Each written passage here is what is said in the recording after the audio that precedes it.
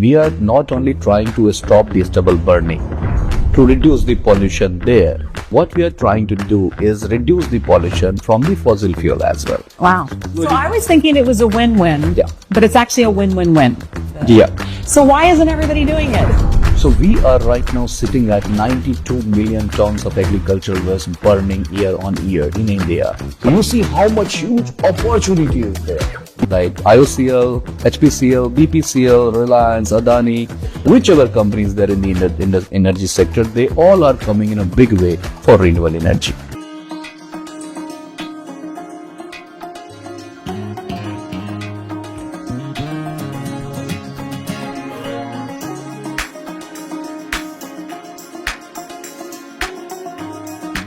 Yes, today we are talking about a subject that is on most people's minds, especially in this season when should be the beautiful Indian winter, but is now often blighted by pollution.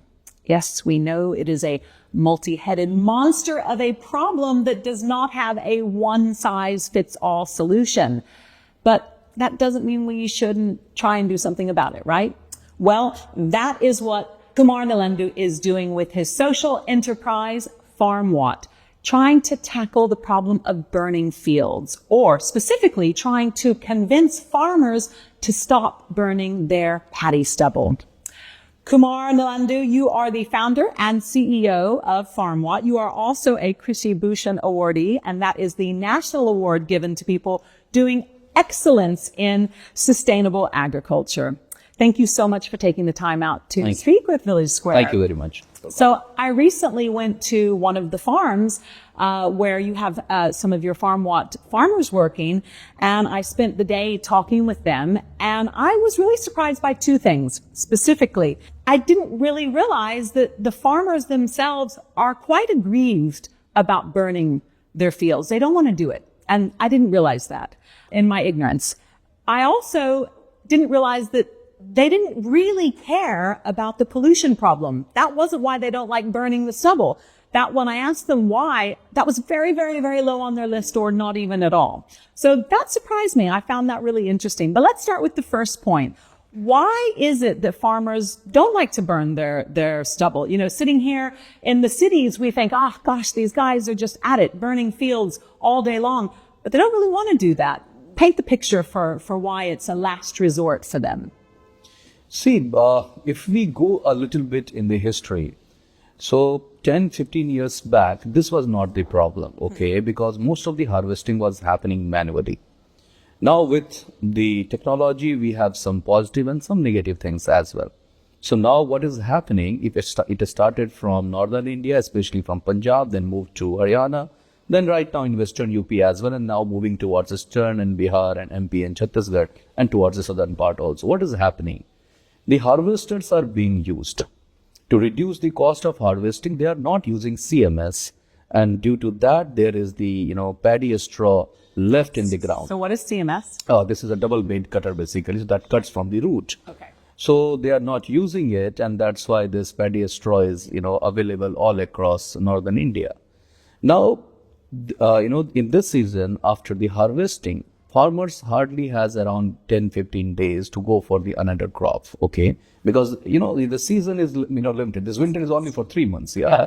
So everything, it has to be done in this from October to December only. So what they do, the last resort obviously is a matchstick, okay? But there is limited time period, and the collection mechanism is not so frequently and easily available in India. Now it is happening step by step, okay? Collection of the stubble. Yeah. So but it started from Punjab because this became a very big problem. Everybody was, there was no other solution, they'd burn it. And we realized that since it is burning, there is an energy content in this one. So we understood that, why not to use this to convert into energy? Okay. And so there was a number of challenge for that one also. We are still importing all the collection machines. Mostly all the balers and all are coming from Europe. So it's a very high cost machine. We have limited number of, we don't have in fact anyone manufacturing balers in India. So these are the challenges that we are facing. But yes, so slowly and steadily it will be reduced. Unfortunately, we still have around 92 million tons of agricultural waste burning all across India. But if you go to Bihar, if you go to West Bengal or eastern part of India, or even, far away in Rajasthan, we will see that wherever manual harvesting is happening, people are not burning it. It goes for some other, cattle feed or something like that. They are using it, but the burning is not there. But what struck me as interesting is the reason they don't want to burn it is because if you burn it, you're just completely degrading the quality of your soil. Yeah. And then you have to rely on fertilizer in order to make anything grow. Yeah. So it's not just, we want our products our produce to taste better. It's actually, we want to have produce in the first place, and we don't want the cost to be so high with the fertilizers. And that's why there's a reluctance, right? To burn So it. if they burn it, so all kind of, microbes available in the ground, in the field, is also burning, and you need more and more fertilizer, to get the equal, percentage of yield that you were getting from the previous one. So that's another challenge they face. So that's why farmers are getting educated, informed more and more day by day. So they also don't want to do it. That is the last resort, but due to time constraint, they had to. And it's really, though, also, I understand, a problem mostly with smallholder farmers, which of course make up the majority of farmers in India, but it's really the people who have only an acre or less of land, or a few acres or less of land. They're the ones that have to do this fast turnover. The bigger farmers have more money for capital, more money to buy the machinery. Is that right? So it is not all the time same thing, because in northern part of India, especially Punjab or Haryana, Western UP, so the farmers has big land parcel.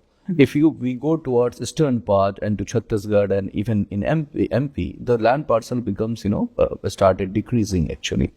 So that is another challenge. Obviously, that is one of the challenge, but at the same point of time, aggregation is something, an additional burden to the farmers. So farmers by themselves don't do it, but agri entrepreneurs, we are in fact trying to support the agri entrepreneurs, local, population, whoever is trying to do some business in farming, and this is seasonal business. They only have to work for 30-40 days, and they can earn lakhs of rupees by just collecting the agricultural waste and supplying it to us. Okay, this is a business opportunity for them. So if we have some, agricultural entrepreneur in that area, or we have our own machine or some farmer producer organization, so then area, whether it is small or big, 30-40 kilometers area that we have our own farm Urja Kendra, we collect, in the radius of 30-40 kilometers. So whether it's a small or big farm hardly matters to us. If people, But it matters to them. Like it's whether it's a make or break, isn't it? Yeah. Yeah. So the challenge comes where there is no machine, there is no awareness, and there is no consumption of the agricultural waste. There it is the challenge for farmers that they don't find anything else and they burn it. And they burn it. So now talk me through the process. What is this solution that Farmwatt has, and how does it work? Give us the ABCD EFG of this. So it started a very interesting thing, Lyndee, that it has started 10 years back. And I was not the renewable energy guy earlier, okay? So I was into finance and technology. And I met one Mr. Gregory Copernicus. He is my guru in this sector. He is from London, UK, and I met him in a farm in India. Okay. Okay. And we discussed about a couple of things, and he told me that this stubble burning problem can be resolved if we convert it into energy. And that impressed me a lot. And, we discussed. So he went back to London, and he was doing distant education to me. He was calling me up on WhatsApp. Okay, in the night, my night, he is a little bit early time. And he taught me lots of things. And then we started talking to all the Indian government, in like sugar, cooperative sugar mills and all, then private sugar mills, then, the PEDA, the Punjab Energy Development Authority, HAREDA, and all kind of authorities that this can be resolved.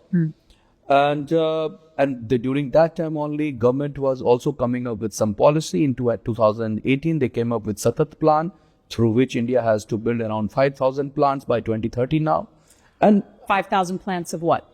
based on agricultural waste or biogas plants. Okay, so it was a real set agenda to try and to start Yeah. this sector. Yeah. Okay. So, but we faced a challenge that point of time that, see, with money you can build a plant.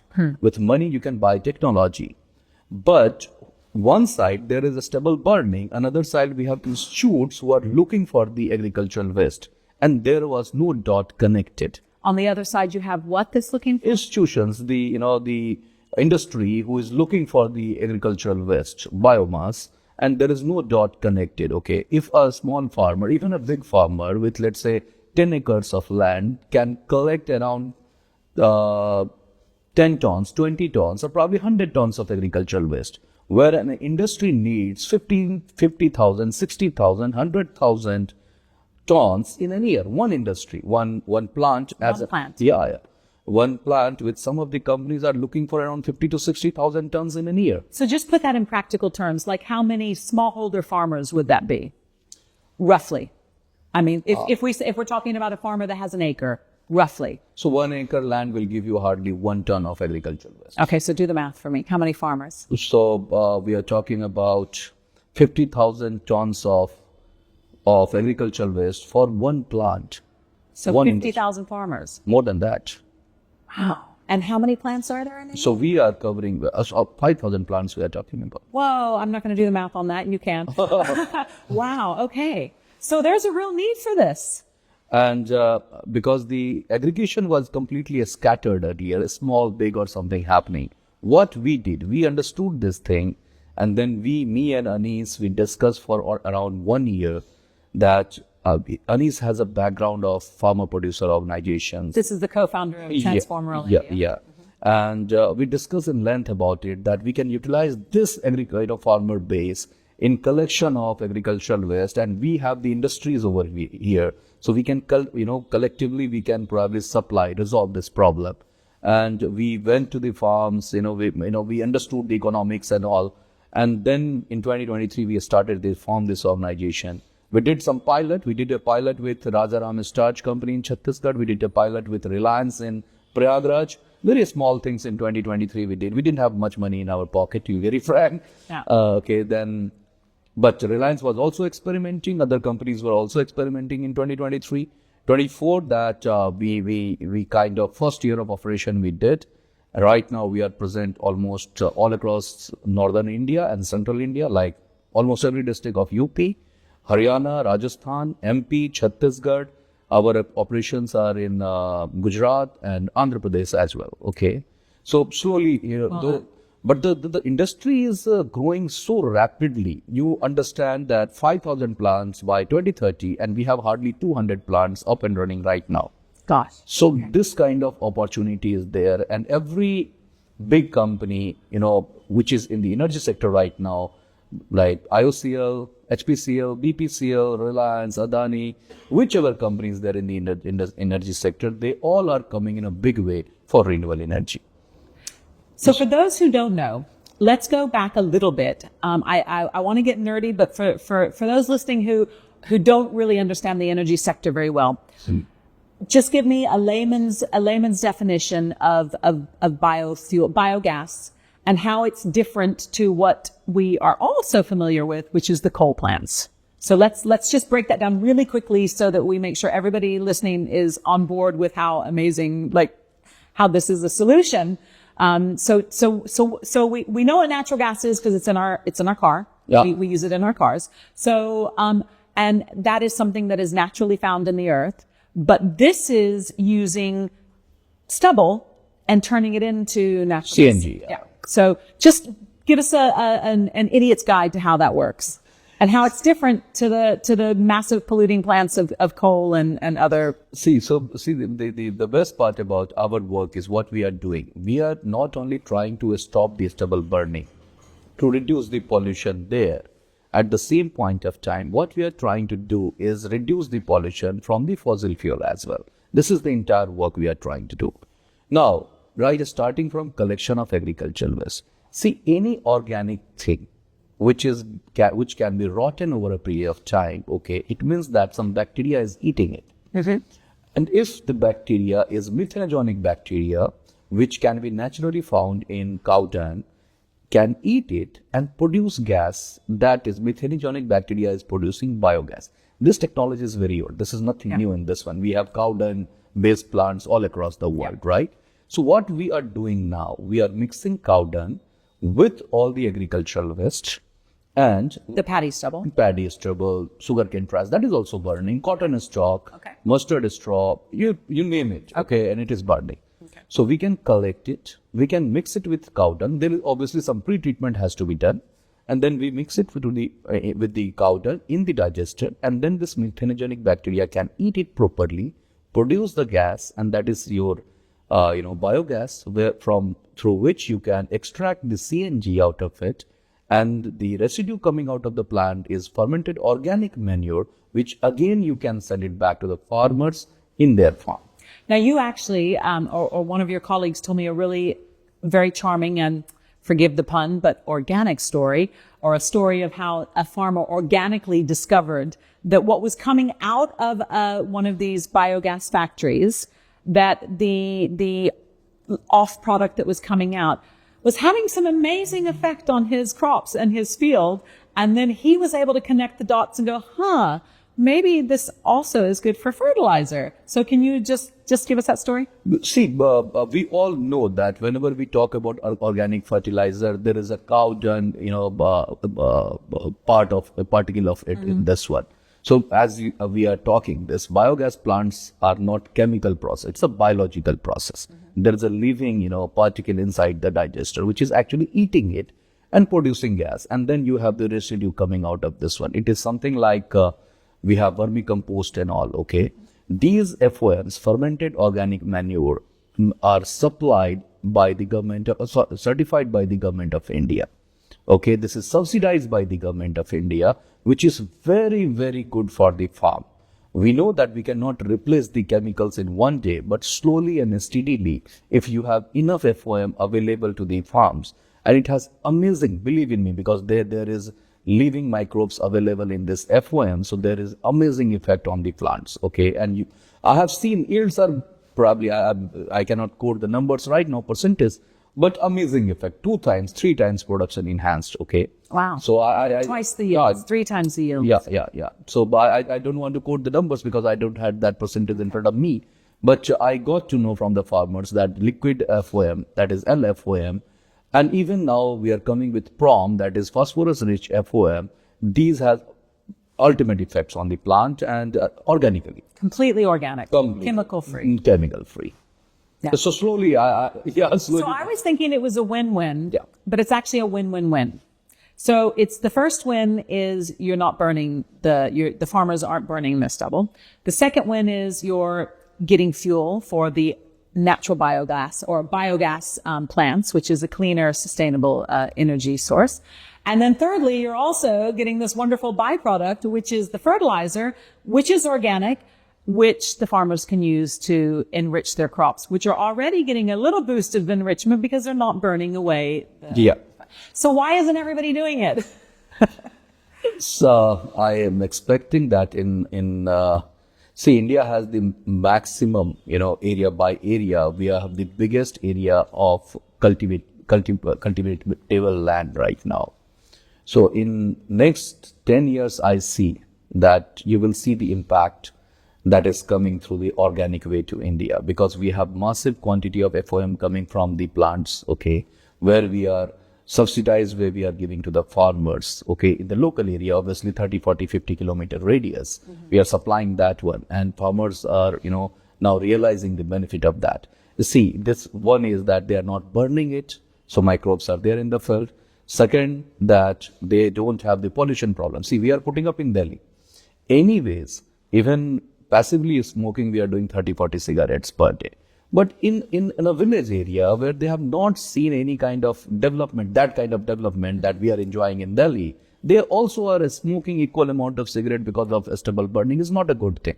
Then third one, that we are giving the FOM back to the farm. So we are giving the carbon content back to the farm, in fact. So that is again a benefit. The good fertilizer. Yeah, good fertilizer. And slowly they will understand this thing, that they will reduce the, chemical use, and, we will have the mostly natural farming all across India. I see that's a benefit. And obviously then bio CNG is there, which is government mandate now. Last year it was 1% blending in the CNG supply that you have in your car. This year it is 2%, and slowly it will go to 15%, by 2030. So this 1 to 2% are actual numbers or goals? Yeah, that's goal. That's the goals. Yeah. Okay. And the government is saying that by 2030, it has to be 15%. Well, that's a real boost to the sector then, isn't it? Yeah. And yet you said there's not enough. You told me earlier there could be 100 more Farmwatts doing this. So we are right now sitting at 92 million tons of agricultural waste burning year on year in India. Okay. Even if we do our best, my target is that in next 3 years, by 27, 28 end, we will be reaching up to around 1 million tons of saving the paddle bird, this rice straw or, agricultural waste burning. By 27, 28, I'm talking. So 1 million, and we have 92 millions burning. So India needs hundreds of Farmwatt, okay? We are encouraging people, it is like all the agri entrepreneurs. We are helping them out in buying machines, training people. Last year we did it with TRIF, we did it with the HCL Foundation, ISAP. We trained n number of people. The numbers are there on fingertips. 55 in Sitapur, 350 in Badhaj, then different areas of UP, MP, and all. What we are doing over there, we are calling local guys, come learn how to use these machines, to develop the entire ecosystem. Okay? Right. Because right now you could go to an area, work with an FPO, a farmer producer organization, and say, hey, why don't we'll convince 5 of your 50 farmers to do this. But they don't have the skills. So you will go in and you'll give them the whole capacity building and supply chain. And how will they get the machinery? Oh, so the best part is that being a private limited company, okay, we don't get the subsidies from Government of India on buying the machines. Okay. So we encourage FPOs, we encourage agri entrepreneurs to buy these machines because there are a number of subsidies from central and state governments for them. I see. And we then give them the work, okay? So we give them the purchase order that you collect it, you give it to me. I will store it, and they need instant money. Any of the local entrepreneur or farmer, they need instant money. So they collect, they give it to me, and I pay them instantly. So through their FPO, they can apply for funding to buy a baler, a big piece of equipment, buy a baler, team up with you. You'll give them the training and how to do that, and the market supply chain. You'll buy it from them. And then on top of it, they get some of that fertilizer? Yeah. Okay. So it is like a complete ecosystem, supply chain that we are working. So in our Farm Urja Kendra, the local center over there, what all things we do? We collect the agricultural waste from them. We pay them instantly. We provide them. We have an app available. We provide them local soil testing report as well if somebody wants. We provide them local report, weather report also if somebody wants, okay, through that app. And if somebody wants to buy the FOM from us, okay, testing and anything, they can collect it from us. And we sell it in bulk also. It's a very nominal price, subsidized by the Government of India, okay. They can use it in their farm, they can test it, they can see. And we, in fact, in our area, in where we have this Farm Urja Kendra, so in certain area, we also do a little bit of farming where we are using FOM to showcase them that the yield is increasing, you can use it. So these kind of stuffs we do to promote all these things in the rural area, in that area. So again, why aren't more people doing it? Slowly people will do it. One day, so India is a big country, okay? So everything cannot happen in one day only. It's just a very tough thing. So yeah, but the kind of numbers, the kind of targets and goals we have, I see that lots of change is going to happen very soon, year on year. Well, when you go out into rural India, you do see that there is still, we can smell it, we can see it. We know that the field burning is still going on. And yet there are very heavy fines. The farmers I talked to said, man, we're not going to do that. There's heavy fines. And yet 3 fields over, you could see that person took the chance. Why is that still happening? So, see, there is no camera in the field basically, so you cannot identify who has burned the waste over there. But unfortunately, I said the window is so small, okay, that if you are not able to collect it within that window, they will burn it. At the same point of time, unfortunately, we don't have that number of plants up and running right now. So I said that we have only 200 plants right now in India up and running, and we are targeting around 5,000 plants by the 2030. So it will take a little bit more time. I tell you one very interesting story. Where we are sitting right now, 25 years back, Germany was sitting at the same situation. Burning their Yeah, so everything was the same situation. And currently, a country like Germany, which is very small in comparison,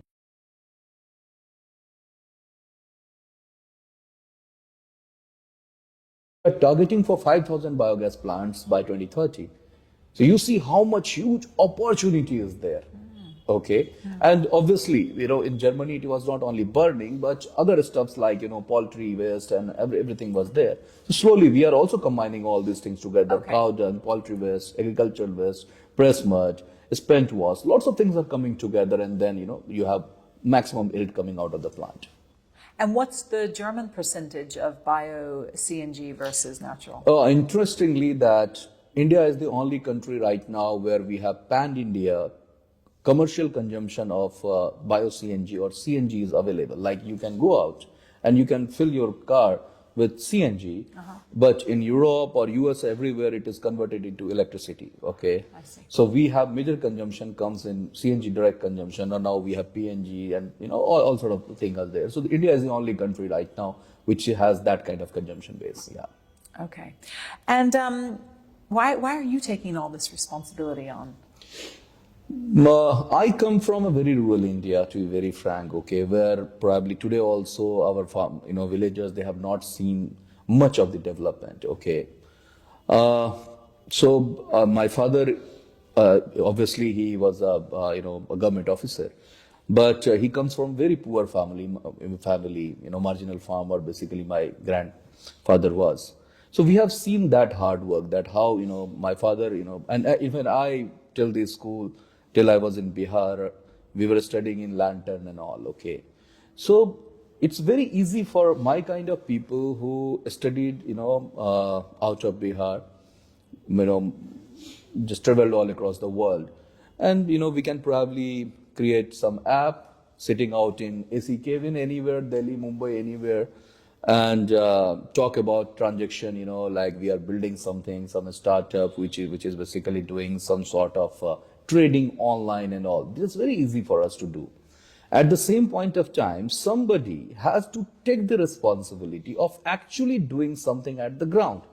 What if farmers tomorrow also create an app and say that I will not do the hard work at the ground, we will do the entire farming on the app? Somebody has to do it at the ground. Okay, and that's why me and Anis, this is the wavelength that we have, that somebody has to do something at the ground. So we wanted to demonstrate it, and we did it successfully with lots of challenges, but we did it at different locations, that yes, these agricultural waste can be collected, stored and supplied and converted into bio-CNG. Okay, when I started in this sector, nobody was believing it. Okay, we sold machines to the people in the beginning where they said that, why this, this setup machine, why this is so expensive? I don't need it. And we had to, it took me 3 years to sell one machine. Can you imagine one pre-treatment machine, 3 years? The baler? Or No, the pre-treatment machine. Yeah. Okay. And then later on, everybody realized that this is the requirement if you are using the agricultural waste. So slowly, steadily, it is moving. But somebody has to take the responsibility to ensure that this agricultural waste can be collected, stored, and converted into energy. Somebody has to take the challenge. Okay, and this is where we are placed. So Farmwatt, in the sense, when we call it a social enterprise. So social, we discuss, that we are stopping the pollution, we are, converting it into energy and all. We are talking about enterprise also. So this is not only collection and conversion, this is about business also. That yes, everybody in the supply chain is earning. So this is a proper business model. It will take some time to understand, but it is possible. So is it about more than just building awareness? Is it also about building relationships and a trust with the farming community? Without trust, you cannot do anything. Yeah.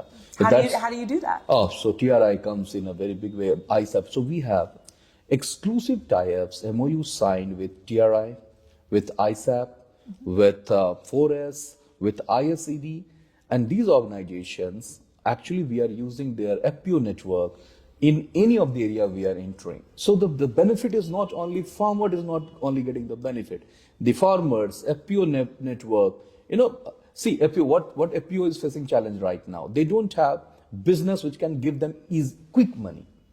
I am helping them out with training all the machines how to run it, to collect the agricultural waste.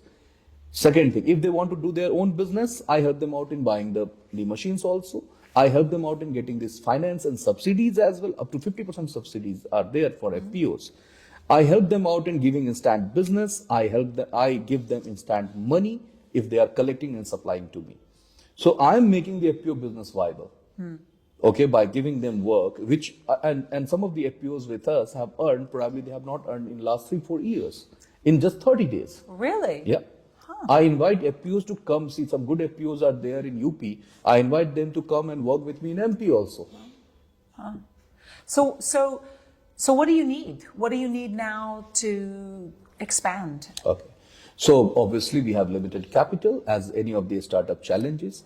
We are talking to lots of VCs and there are certain things that we are getting now. We are into policy advocacy group of couple of associations as well, where we don't have in India, we don't have the subsidies. Whatever machines we buy, we don't get the subsidy, so we have to buy at a very high cost. And this is what we request Indian government and policymakers also, that make us also eligible as an aggregator to get the subsidies. Interestingly, if you want to build a biogas plant, you need to get some approval from, let's say in UP you are building a biogas plant, you need an approval from UP NEDA. And in that approval, you have to ensure that you have some aggregator like Farmwatt assuring you the agricultural waste over there. Okay. Similarly, if you are an FPO, so if you want the subsidy on these machines, or if you are a farmer, you want the subsidy of this machine, you need my purchase order. I will give you the purchase order, work order. Okay, but they all get benefit, we don't get it. Okay. So one is that, obviously, see what happens when a startup is talking about groundwork, collection, conversion, and all sort of thing. So the green funds that is coming to India should look at this, sphere also, because all the green funds are mostly going into app and other stuffs. We also have app, but app is basically supporting us to do the business. App is not the business. Okay. So we are talking to lots of people, we are talking to lots of green funds also, but I would, would like to or want them to see this sphere in a certain different way. Yeah, I'm intrigued by that. I know that the startup world is obsessed with technology and apps, but I would have thought the Green Fund would have understood that it has to go beyond the technology. And you have to actually get out. In the name itself, it's a green fund. You got to get to the fields and try and figure out how to solve problems for climate resilience. You've talked now about some of the challenges. Just go back a bit for a second and tell me what the impact numbers are when everything is going well and you've created that circular economy there, and the farmers are selling, they're baling, not burning their stubble, and then you're creating fuel, and you have this lovely circular economy. What is the impact on the environment? Can you quantify it? So every morning I wake up and I have this picture in my mind. So when you're asking this question, I have this picture in my mind, coming in front of me, that there is no stubble burning, at least in certain areas, certain districts, certain tahsil, where my Farmwatt center is there. Everything is collected, stored, and being converted into biochar or, biogas or something like that. Can you imagine this situation where you don't have the fossil fuel used in that area? Okay, so we are talking about carbon neutral by 2070. Okay, but your cars and your bikes are running on CNG. Can you imagine this situation? Your electricity, everything is coming on the... Well, I can imagine it, but I want you to quantify it. So see, as they say, and this is not my data, so 1% of reduce of import of CNG is almost equivalent to $1 billion in a year. And we are talking about 15% reduction of import by 2030. So annually, we are planning to save around $15 billion, by 2030. Okay. All right. Well, let's see if we can get there. Interestingly, I would like to add in this one also. So I recently met. So we have signed lots of MOUs, long-term MOUs, like 5 years, 15 years of supply of agricultural residue. I met one of the company that is also in a startup where they are importing agricultural waste from Europe. Here in India. And Oh my gosh! Wait, when there's so much available. And is that a supply chain problem? Is that just an ignorance problem? It's a supply chain? Supply chain problem. The problem is that their technology is perfect, everything is fine, but due to lack of collection machines and all, they thought that let's start importing it from somewhere, utilize it in their plant, and then probably in future we will get it from India. That's insane. So how do we change that? So we are changing it. I assured them for next 15 years, so you don't need to even think about it. Let's sign an MOU. Yeah, let's sign an MOU and you tell me how much you want. They don't want much of the quantity, but whatever the quantity they want, I said that whatever you will tell me for next 15 years, my company will provide you. Fabulous. Oh my gosh.